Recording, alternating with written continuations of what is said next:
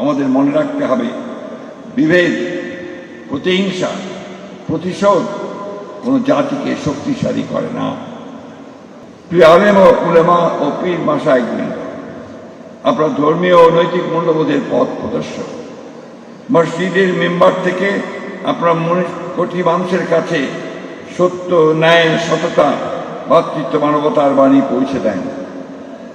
তাই সমাজ থেকে দুর্নীতি, মাদক, সন্ত্রাস, সাম্প্রদায়িক বিদ্বেষ, গুজব, হিংসা, নারী ও শিশু নির্যাতন এবং অসহিষ্ণুতা দূর করতে আপনাদের ভূমিকা অত্যন্ত গুরুত্বপূর্ণ।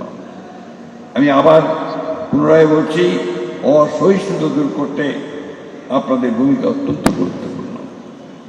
আমি আশা করব ইসলামের প্রকৃত শিক্ষা ও নবী করিম সাল্লাল্লাহু আলাইহি সাল্লামের জীবনাদর্শ তুলে ধরে তরুণ প্রজন্মকে নৈতিকতা, দেশপ্রেম ও মানবিক মূল্যবোধ উদ্বুদ্ধ করতে আপনারা অনুপ্রাণিত করবেন। আমাদের মনে রাখতে হবে, বিভেদ, প্রতিহিংসা, প্রতিশোধ কোনো জাতিকে শক্তিশালী করে না।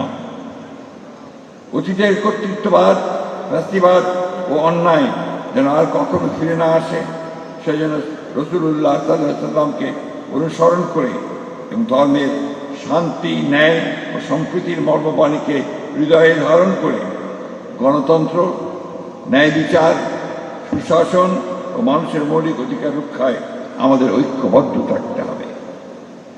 উপস্থিত আয়োজকবৃন্দ, এই অনুষ্ঠানে আমাকে আমন্ত্রণ জানানোর জন্য আমি আবার সবাইকে বিশেষভাবে ধন্যবাদ জানাচ্ছি। আপনারা বিশেষ করে ইসলামিক ফাউন্ডেশন দীর্ঘদিন ধরে দেশের ধর্মীয় শিক্ষা, ইসলামিক সংস্কৃতি, গবেষণা, প্রকাশনা, মসজিদ ভিত্তিক কার্যক্রম, ধর্মীয় মূল্যবোধ বিকাশে গুরুত্বপূর্ণ ভূমিকা পালন করে আসছে। আমার বিশ্বাস, পবিত্র ঈদে মিলাদুন্নবী সাল্লাল্লাহু আলাইহি ওয়াসাল্লাম উপলক্ষে আয়োজিত এই ধরনের কর্মসূচি ইসলামের শান্তি, সৌহার্দ্য ও মানব কল্যাণের বাণী মানুষের কাছে পৌঁছে দিতে কার্যকর ভূমিকা রাখবে।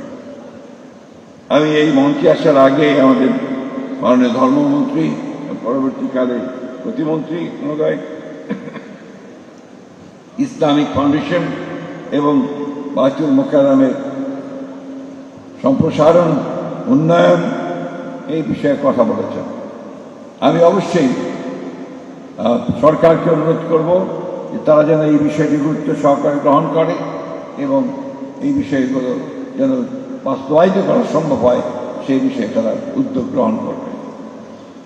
পরিশেষে পবিত্র ঈদে মিলাদুন্নবী সাল্লাল্লাহু আলাইহি সাল্লামের এই মহিমান্বিত দিবস উপলক্ষে আমি সকলের প্রতি আহ্বান জানাই, আসুন আমরা মহানবী হযরত মুহাম্মদ সাল্লাল্লাহু আলাইহি সাল্লামের সত্য, ন্যায়, সততা, সহিষ্ণুতা, ক্ষমা ও মানব প্রেমের মহান আদর্শে নিজেদের জীবন ধারণ করি।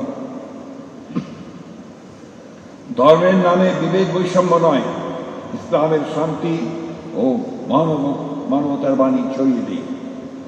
মহান আল্লাহ আমাদেরকে সকলকে প্রিয় নবী হযরত মুহাম্মদ সাল্লাল্লাহু আলাইহি সাল্লামের জীবন ও আদর্শ অনুসরণ করার তৌফিক দান করুন।